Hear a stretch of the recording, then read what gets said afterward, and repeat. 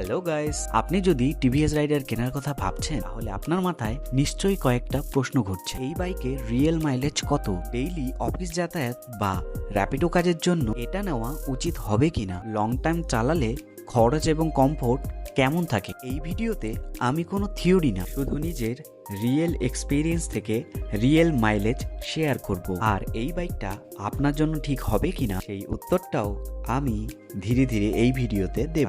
এই ভিডিওটা শেষ পর্যন্ত দেখুন, কারণ এখানে কোনো স্পন্সর্ড কথা নেই, শুধু বাস্তব অভিজ্ঞতা।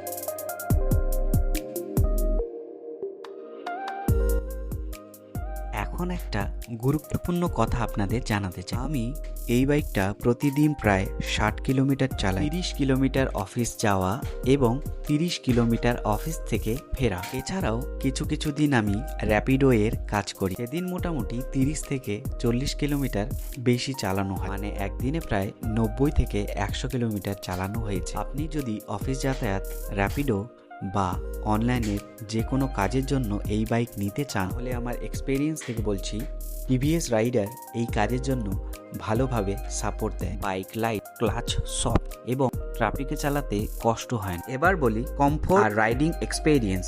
কমফোর্টের কথা বললে শহরের রাস্তায় এই বাইকটা চালাতে খুব একটা চাপ লাগে না। সিটিং পজিশন আরামদায়ক, হ্যান্ডেলিং লাইট, নতুন রাইডার হলেও আপনি সহজে কন্ট্রোল করতে পারবেন। ইঞ্জিন এবং পারফরমেন্স, ডেইলি রাইডিং এর জন্য পাওয়ার যথেষ্ট। এই বাইকের ইঞ্জিনটা স্মুথ এবং রিফাইন, ওভারটেক করতেও খুব একটা সমস্যা হয় না। আপনি যদি খুব হাই স্পিড বা রেসিং মাইন্ডেড না হন, বরং স্মুথ আর শান্ত রাইডার চান, তাহলে এই বাইকটা আপনার ভালো লাগবে। Hill ride experience. এখন আমি আরেকটা গুরুত্বপূর্ণ এক্সপিরিয়েন্স আপনাদের জানাতে চাই। এই বাইকটা নিয়ে আমি শুধু শহরের ভিতরেই না, পাহাড়েও অনেকবার গিয়েছি। মোটামুটি 10 থেকে 12 বার পাহাড়ি রাস্তায় এই বাইকটা চালানো হয়েছে। আমি এই বাইক নিয়ে দার্জিলিং 3 বার, কার্শিয়াং 2 বার, লাভা 1 বার, চারধাম, সিকিম, চাতকপুর, লোলেগাঁও এবং আরও অনেক জায়গায় গিয়েছি। Performance on hills. পাহাড়ি রাস্তায় চালানোর সময় অনেকেই পাওয়ার আর পিকআপ নিয়ে চিন্তা করেন। আমার এক্সপিরিয়েন্স থেকে বলছি, টিভিএস রাইডার পাহাড়ে আমাকে কখনো হতাশ করেনি। প্রপার গিয়ার ব্যবহার করলে আফিল রাস্তায় পাওয়ারের অভাব খুব একটা লাগে না। আর এই বাইকটা স্টিডি থাকে। কন্ট্রোল অ্যান্ড কমফোর্ট অন ঘাট রাস্তায় বাইকটির ওজন বেশি না হওয়ায় কন্ট্রোল রাখতে সুবিধা হয়। লং রাইডেও আমি খুব বেশি ক্লান্ত ফিল করিনি। আপনি যদি একজন অ্যাভারেজ রাইডার হন, প্রপার প্ল্যানিং আর সেফ রাইডিং করলে এই বাইক নিয়ে পাহাড়ে যাওয়া সম্ভব। Real mileage.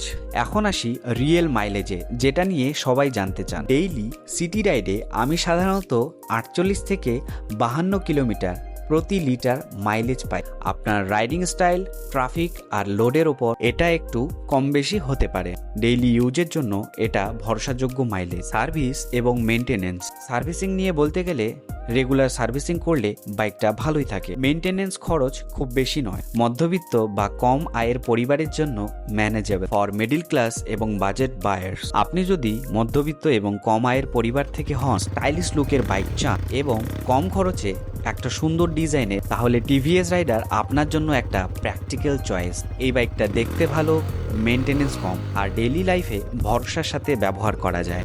Negative points, honest truth. এখন কিছু খারাপ দিকও বলি, কারণ রিয়েল রিভিউ মানে খারাপ ভালো দুটোই। পিলিয়ন সিট লং রাইডে আরও একটু কমফোর্টেবল হলে ভালো হতো। আর খুব খারাপ রাস্তায় সাসপেনশন আপনি একটু হার্ড ফিল করতে পারেন। Clear answer. সব মিলিয়ে আপনি যদি এমন একটা বাইক চান যেটা দিয়ে 60 থেকে 100 কিলোমিটার চালানো যাবে, অফিস, র্যাপিডো আর মাঝে মাঝে একটু পাহাড়েও যাওয়া যাবে, খরচ কম লাগবে আর দেখতেও ভালো লাগবে, তাহলে টিভিএস রাইডার আপনার জন্য নেওয়া উচিত হতে পারে। কিন্তু আপনি যদি হাই স্পিড বা হার্ডকোর টার্নিং এর জন্য চান, তাহলে অন্য অপশন দেখাও ভালো। এই ভিডিওটা যদি আপনার কাজে আসে তাহলে লাইক করবেন। আর আপনি যদি এই বাইকটা চালান আর নেওয়ার কথা ভাবেন, কমেন্টে আপনার প্রশ্ন বা অভিজ্ঞতা অবশ্যই লিখবেন। আপনাদের প্রশ্নের উত্তর পরের ভিডিওগুলোতেও ধীরে ধীরে দিতে থাকবো। চ্যানেলটা সাবস্ক্রাইব করলে আমার কাজে আরো উৎসাহ পাবো। ধন্যবাদ। সুস্থ থাকবেন, নিরাপদে চালাবেন।